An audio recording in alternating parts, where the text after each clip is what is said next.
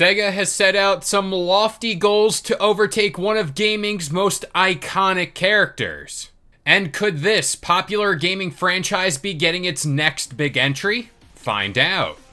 Up next.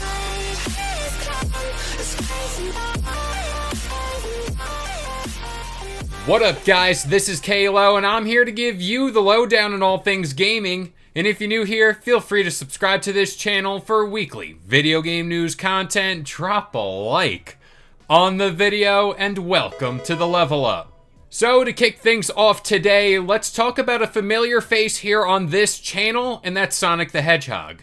And this all comes from an internal interview that was conducted over at SEGA with their division manager Osamu Ohashi, and this is all credited to GoNintendo.com. In this interview, we got more insight as to where the path forward is with Sonic, and I gotta say, they're swinging for the fences here. Quote, simply put, I want to surpass Mario. Sonic is a game that was originally developed to compete with Mario, and it still hasn't achieved that goal. Our goal is to catch up and surpass Mario because we respect Mario. I want people to play it all over the world, including Japan. Like Mario, I want the movie to be a bigger hit than Mario.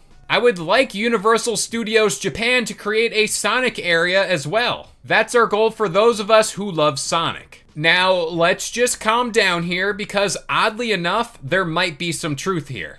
For the younger audience out there, back in the 90s, the race between Mario and Sonic was a lot closer than you'd think. But nowadays, trying to explain all this to a younger audience is pretty tough. They grew up in an age where Sonic is nothing more than a meme, and that's in part due to his poor representation, whether that be through games or TV shows.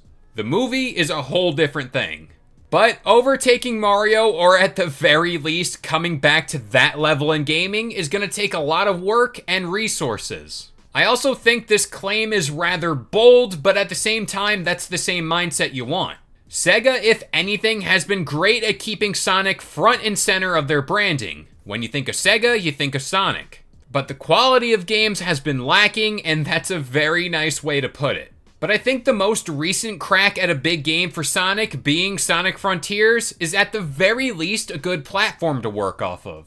Now, while we're on the subject of icons in gaming, I think we should talk about the Resident Evil franchise. As for its next big entry, we can thank Discord user DustGolem for all of this information. According to Golem, the game has been in development since 2018 and won't be released until 2025, which isn't too far off. Golem went on to claim that the game won't really be a direct sequel to Resident Evil Village, but a brand new game to end the current split. This game also will apparently have the biggest budget in franchise history, and the longest development cycle between all of the prior entries. The setting of this game, which always sets the mood for these games, appears to be set in a ghost town in the West, much like Village, and will feature mythical creatures. But one quote in particular is really catching people's attention. Quote, Capcom has considered Resident Evil 9 to be a closing chapter for a few things, to move on to from there to new story arcs and focuses, to take the series in a new direction. So, Resident Evil 9 is sort of both a closing and beginning chapter for things in Capcom's eyes. Now, people here change and they get scared, and when it comes to Resident Evil, they have every right to be cautious when hearing these kind of things. For me, I just hope Resident Evil stays true to what it's always been, and that's a horror franchise. But this nice little touch they implemented in the Resident Evil Gold update was where they offered up both a third-person and first-person perspective. Now, that'll no doubt take a lot of work to iron out, especially in the final product, but I think it's safe to say having that option available to players would be a welcome one. But with all that being said, I'm going to pass this question off to you guys. Would you like to see the Resident Evil franchise take a whole new direction or stay true to what it's always been? And this question, just answer it for me. Do you think we live in a world where Sonic can actually overtake Mario, or is this just all crazy? As much as I love Sonic, you guys know I love me some Sonic, I just don't think it's possible. Mario is so ingrained in pop culture and gaming, he's really just known throughout the world.